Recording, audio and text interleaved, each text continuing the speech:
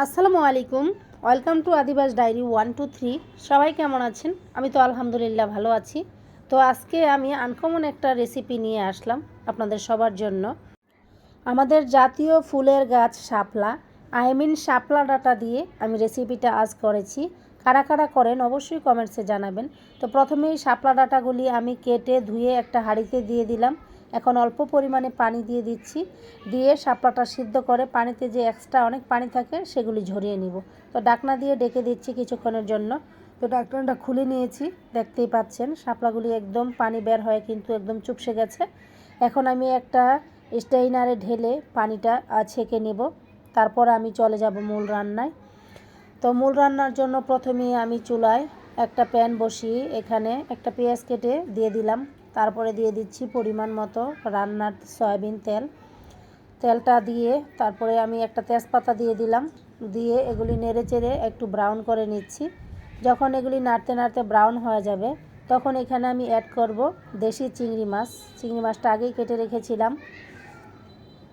তো চিংড়ি মাছটা দিয়ে আমি চিংড়ি মাছটা ভালো করে ভেজে নিচ্ছি।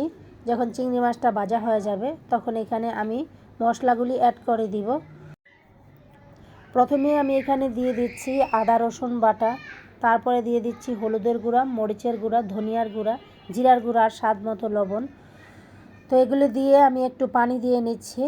পানি দিয়ে ভালো করে সব কিছু মিশিয়ে মশলাটা একদম কষিয়ে নেব। তো সব কিছু যখন একসাথে দিয়ে নেড়েচেড়ে মিশিয়ে নেওয়া হয়ে যাবে তখন আমি এখানে ঢাকনা দিয়ে ডেকে এটা কিছুক্ষণ কষাবো। তো এখন ঢাকনাটা আমি দিয়ে দিচ্ছি। ঢাকনাটা দিয়ে এটা কষিয়ে নিলাম যতক্ষণ না পর্যন্ত তেলটা উপরে উঠে আসছে। এখন তেলটা উপরে উঠে আসছে, তো এখন আমি দিয়ে দিচ্ছি সিদ্ধ করে রাখা শাপলা ডাঁটাগুলি দিয়ে ভালো করে নেড়ে চেড়ে একদম মশলার সাথে আমি কষিয়ে নিব। তো ডাঁটাগুলি দিয়ে একদম ভালোভাবে মশলার সাথে মিশিয়ে নিচ্ছি।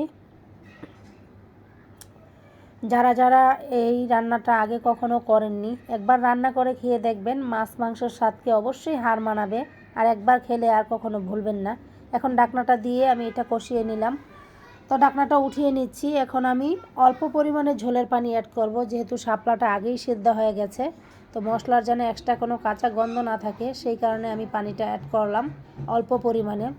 পানিটা দিয়ে নেড়ে চেড়ে ঢাকনাটা দিয়ে ডেকে দিব।